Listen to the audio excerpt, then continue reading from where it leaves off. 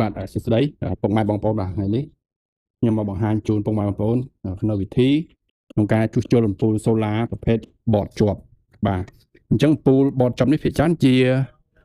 អំពូលសេរីចាស់បាទសេរីចាស់មុនណាប៉ុន្តែមកក្រោយៗឥឡូវគឺគេ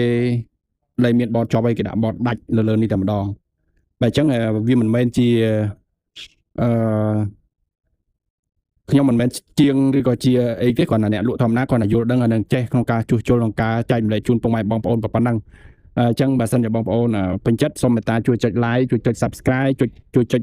share ដាក់រូបកណ្ដឹងឲ្យម្នាក់មួយផងនៅតាម channel YouTube TikTok របស់ខ្ញុំដើម្បីទទួលបាននៅវីដេអូពាក់ព័ន្ធនឹងចំណេះដឹងនៃការប្រើប្រាស់និងការជួសជុលសូឡាផ្សេងទៀតបាទអញ្ចឹងចង់បញ្ជាក់ជូនពុកម៉ែបងប្អូនមួយនេះជាប្រភេទបតជាប់អានេះបតដាច់យើងប្រើបតនៅខាងក្រៅផ្សារខ្សែចូលវាអត់អីទេនេះមានបុកដល់លើស្រាប់ប៉ុន្តែនៅលើនេះក្នុងករណីប្រើទៅវាខូចអានេះខូចអាគ្រឿងនេះណាក៏ប៉ុន្តែអានេះគឺវាអត់ខូចទេសំណួរសួរថាតើបើយើងចង់ជួសជុលវាយើងទិញអានឹងថ្មីទាំងអស់មកដូរឬក៏មិនបើទិញទាំងអស់ថ្មីវាថ្លៃប៉ុន្តែយើងអាចជួសជុលដោយផ្ដាច់ពួកនេះចោលដាច់បតចោលគឺយើងប្រើតែអំពូលនេះហើយយកបតថ្មីយកមកប្រើបាទឧទាហរណ៍ដូចបតថ្មីដូចបតដាច់ចឹងណានេះជាប្រភេទបតយើងយកមកកែប្រើបានដូចគ្នាបតនេះលេខដំណើរការហើយយើងប្រើបតនេះទៅយើងប្រើតែលេខថ្មីអញ្ចឹងចង់បញ្ជាក់ជូនពុកម៉ែបងប្អូនកន្លែងនេះពុកម៉ែបងប្អូនអាចពិនិត្យនៅលើអំពូលនេះបានធម្មតានៅលើអំពូលនេះណាបាទនៅលើអំពូលនេះវាមានឆ្នូតនេះខាងនេះមានឆ្នូតបាទខ្ញុំដាក់ឲ្យមើលទៅតែលោថាអត់ច្បាស់បាទមើលតាមដៃរបស់ខ្ញុំនេះគឺឆ្នូតនោះគឺខាងដកអញ្ចឹងយើងចង់ដឹងថាអំពូលនោះវាខូចអត់អញ្ចឹងយើងយកថ្មរបស់យើងមកបាទយើងដាក់តេស្តចេះបាទពុកម៉ែបងប្អូនឃើញទេវាភ្លឺអញ្ចឹងណាបាទអញ្ចឹងបានន័យថាអំពូលហ្នឹងគឺវាអត់ខូចទេគឺវាខូចតែបតអីទេអញ្ចឹងបន្ទាប់ពីយើងតេស្តដឹងភ្លឺប៉ុណ្ណឹងហើយយើងធ្វើមកទៀតបាទអញ្ចឹងយើងធ្វើតាមរមើខ្សែរបស់វានេះអាសីមាទាំងនេះសឹកខ្សែវានេះអានេះបាទនេះគឺខ្សែដែលគេសីមាវាគឺ CQ ហ្នឹងសម្រាប់ផ្សារភ្ជាប់អាហ្នឹង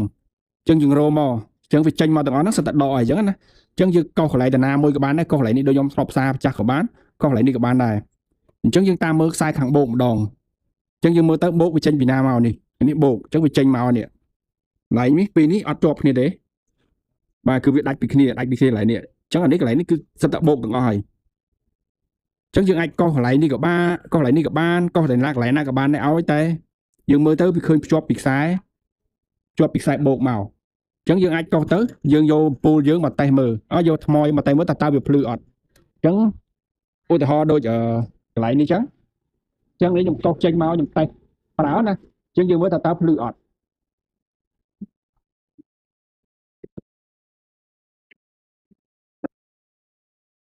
បាទអញ្ចឹងវាភ្លឺហើយ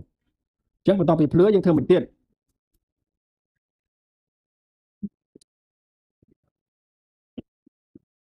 បាទបន្ទាប់ពីភ្លឺហើយយើងយកបតនេះមកបាទបតនេះតាមធម្មតានៅលើនេះគេទៅសេហើយB នេះគឺបែតតេរីគេសេ B ដកបានន័យថាអាគុយមកពីថ្មគឺខាងដក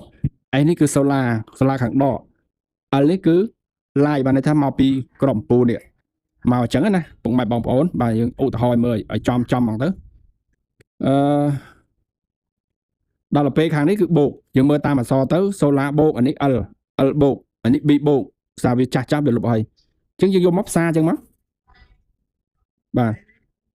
ផ្សារអញ្ចឹងមកឲ្យថ្មយើងយកមកសារខាងហ្នឹងមកបាទចូលអាហ្នឹងមកអានេះយកខ្សែសូឡាមកដាក់ចូលនេះមកអញ្ចឹងរួចរាល់ហើយអញ្ចឹងពូហ្នឹងវាភ្លឺវិញធម្មតាហើយអញ្ចឹងខ្ញុំធ្លាប់កែច្រើនហើយខ្ញុំប្រើប្រាស់របស់ចាស់នៅផ្ទះណាបើអញ្ចឹងខ្ញុំមានចំណេះដឹងប៉ុណ្ណឹងសម្រាប់ចែកម្លែកជូនពុកម៉ែបងប្អូនណាអញ្ចឹងអ្វីដែលសំខាន់ហើយដូចបច្ចេកអញ្ចឹងគឺពុកម៉ែបងប្អូនមើលតែនេះទៅនេះនៅលើក្របអំពូលនោះវាមានដកនេះយើងមើលខាងឆ្នូតនេះ